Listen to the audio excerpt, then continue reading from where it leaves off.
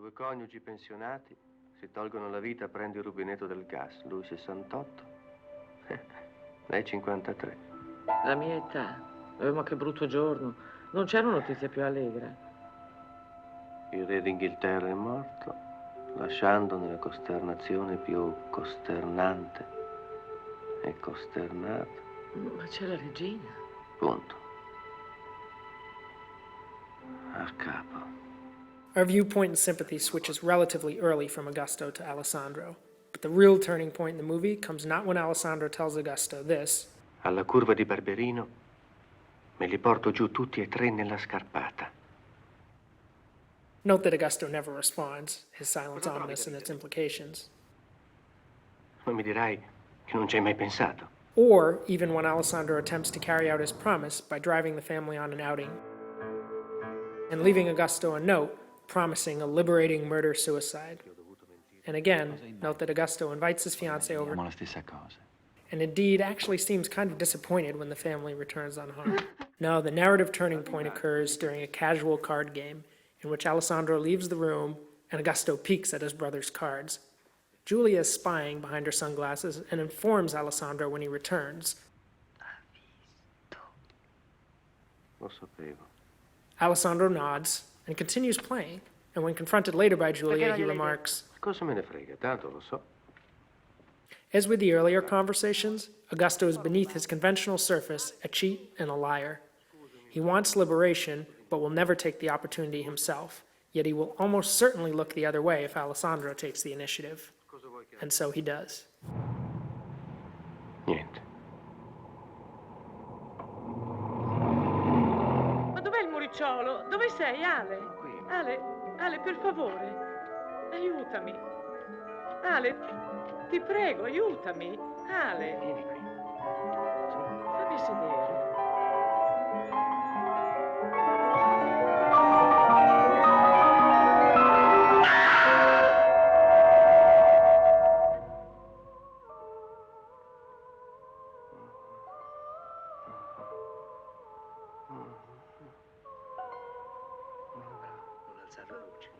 The true nature of the characters can be determined when they kiss their mother's corpse before the lid goes on the coffin.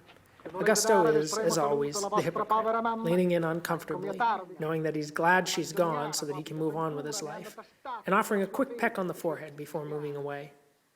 Alessandro does not lie to himself, but beneath his bravado is a coward.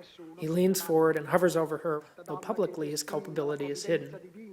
Leone, simple and sincere, weeps and kisses her without shame. And Julia, confused in the wake of her brother's confession, glad to be free but filled with compassion for her dead parent, hesitates and then locks lips with the mother.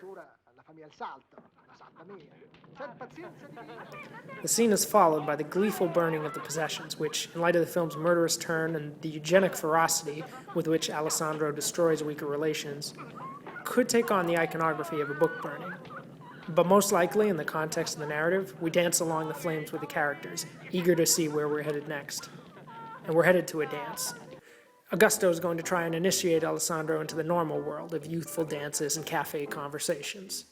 He fails, although we can see that Alessandro intrigues local girls and even has a kind of chummy camaraderie with the other boys. He fails because Alessandro has already gone too far. In order to ensure that his brother can live in the normal world, he has guaranteed that he himself never can. The murder of his mother has lost him the simple human right to cry at a sock hop. It's no coincidence that after this scene, Alessandro finally takes the step too far and kills Leone. The scene plays like an execution, with Leone's older brother towering over him. Here, perhaps, is where we finally realize what we've been watching. Not the cri de coeur of an anarchist, hell-bent on defying his oppression, but the self-realization of a fascist.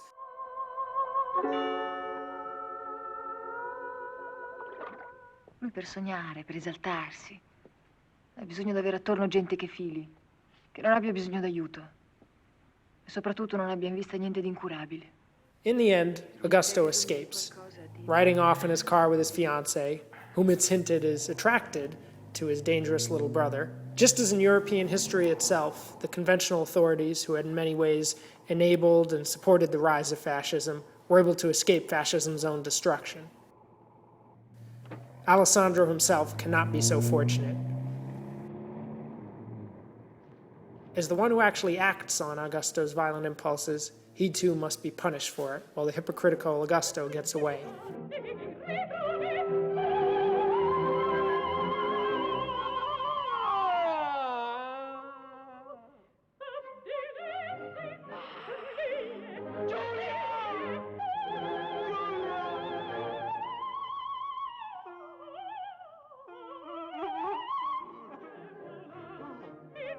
That's the other irony. Even though it's Alessandro who goes over the bounds, killing the family that Augusto wants to, it's he who is most reliant on that same family.